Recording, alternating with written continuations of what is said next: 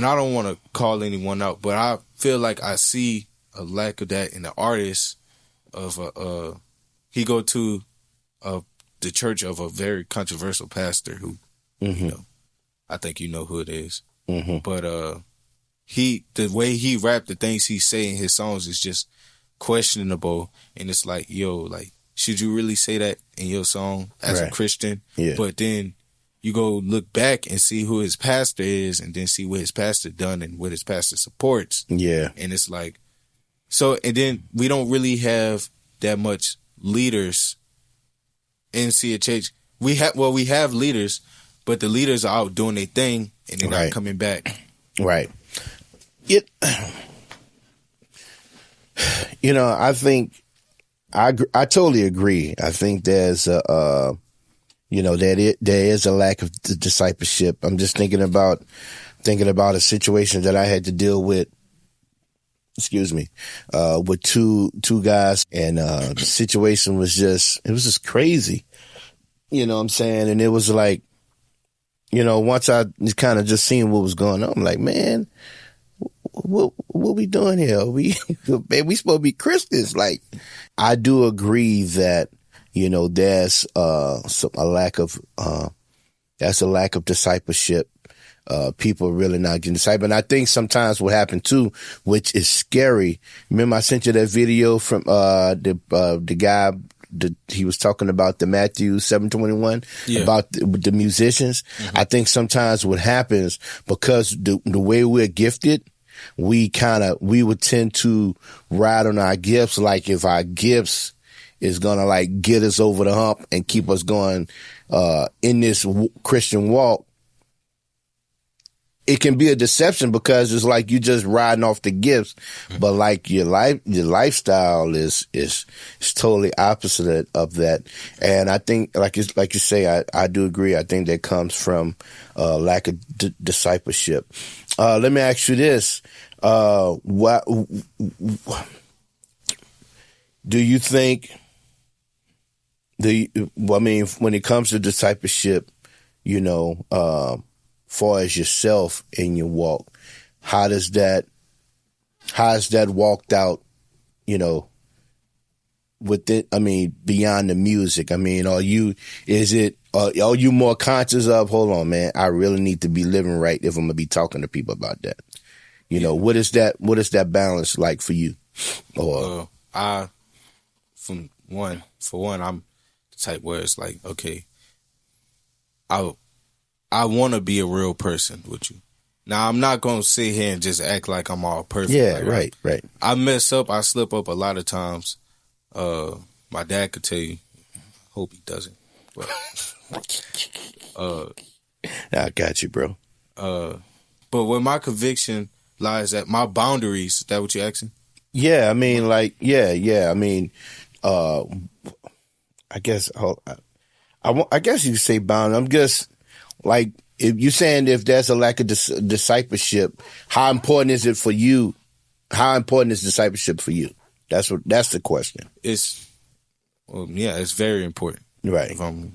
It's something that I try to, for myself, focus on, because even when I'm making songs, I feel convicted. Right. Some things I say, and you know. But you have seen, you know. And, you know, just being in the mix where, you know what, everybody don't share that same sentiments. No. And that's one thing I realized. Yeah. So, cause even. And not to be judging nobody, but you know what I'm saying? Even in some of my, when I be recording, I be like having ideas to say something, and then I just feel like, no, I shouldn't say that. Even though it's not technically bad, it's not something that God will send me to hell for, but if I just feel like for me, I don't think I should really say that. Like, I'm very, like I say, I pay attention to details, so I get convicted a lot about that type of stuff. So it's like, with details, I'm trying, like, now I try more to, so there's double negatives. Like, if you say, I ain't no loser, that's pretty much you saying I am a loser. Because you saying I ain't no loser. So that's the type of stuff I try to pay attention to. And so if I say, ain't no way I'm going to hell, if I record that, I try to change it up and say, there's no way I'm going to hell. I get convicted off type stuff like that because, like I said, I pay attention to detail. Right. And it's like I don't want to be saying things and having people saying certain things that they're not really realizing that it's really the opposite of what you're trying to say. Right. I think about that too. Yeah. When it comes to your music, what is the message that you're trying to bring to people? The main message is really that it's okay to not be the best Christian. If you get what I'm saying. Break that down. It's okay to mess up sometimes. It's okay to be struggling as a Christian, like even with porn or with cussing, or you struggling with chasing women or struggling with drugs. I want to make it known to people. I want the message to be, it's okay if you're a Christian and you're going through that. Now, of course, you need to change from that. Right. Okay, yeah. It's okay to go through this sometimes because the Bible never said we wasn't going to struggle. Right. If you're struggling, if the fight is so great, that means you must be doing something right. Right. Because the devil not going to attack you if you just... Right. Like, he not going to attack you as much if you just being lazy and not working for God. So it's okay to go through struggles as a Christian. Right. And basically you're just saying that, hey, listen, in this walk, you're going to struggle. Like, don't beat yourself up. Don't make it seem like you're a loser because you struggling in this sin. But also, in the midst of you, in this season that you're struggling, you need to be trying to work real hard to get out of it. Right. And it's also because I've always I like to talk about things that I always dealt with. I mean, I'm sure every rapper should want to do that. But I like to talk about, because I used to think I was a loser. I used to be like, man, like, even still sometimes I beat myself up because I really be tripping and really just be doing things that I know I really shouldn't be doing. And so what I try to do is, the music is not only, when people say music is therapy, that is a true fact. My music is not only therapy for me, but it's not only therapy for the audience, but it's also therapy for me. Yeah. Because while y'all listening to it, I'm actually venting and speaking out what I'm going through when I'm recording. And I go back and listen to it, and I could be like, yo, like, I really went through that, but I'm so glad I put that out because now someone else might be going through that. Yeah. But they listen to that song and be like, because people have hit me up and was like, they had a song I was talking about suicide, and some people hit me up and was like, man, like, that's real. Like, thank you for that. I don't know how they doing now, but they said thank you, and that just was like, wow. Yeah. Man, I don't rap. I don't rap, but, when I'm, music, I mean, production is therapeutic for me. You know what I'm saying? Like, I've been able to get out a lot of stuff, vent out a lot of stuff, just, actually creating music. Music has always been a safe place for me. And, just even, correlating that even to the Bible, you know what I'm saying? Like in 1 Samuel, in 1 Samuel, when David came and played the music for Saul, you know what I'm saying? To like, he played the evil spirit out of him. You know what I'm saying? That's a example of how music can even minister to you and be therapy.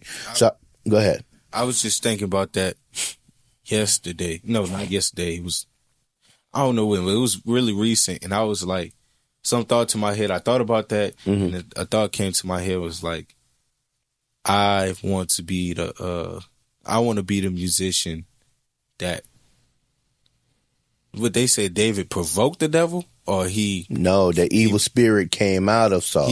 I want to be the rapper who would do that for other people. When they listen to my music, the evil spirit could come out of them. Right. I think, I don't know if you remember a couple of Sundays ago when we was in class and we were just talking about like your giftings and how, you may be gifted to do certain things. And I mentioned something alluding to that. Mm-hmm. Like you might be in a concert of thousands, and God be like, you see that individual that may be right there, and you stop the whole concert just to be able to minister to him. Like, I think that's dope, bro. I think that's dope. Beatmaker 3 has been what you started out on, right? I was about to ask, what's so dope about it? And I know it's hard to compare it to, well, no, you can compare it because you use Cubase too. Mm-hmm. But, let me ask you this. Out of the two, what is your favorite? Beatmaker 3 or Cubases? I don't really have a favorite because I use them for two different things. Two different things. So, beat making, okay, I use them both for both things. So beat making, I'll say Beatmaker is definitely, it's in the name. Mm-hmm. And then Cubases for recording is better. Because I tried recording on Beatmaker and Cubases already have things set for that. So. Right. Yeah. I'm hoping my homies over at Beatmaker 3 tap in. I hope I know they coming out with some updates soon.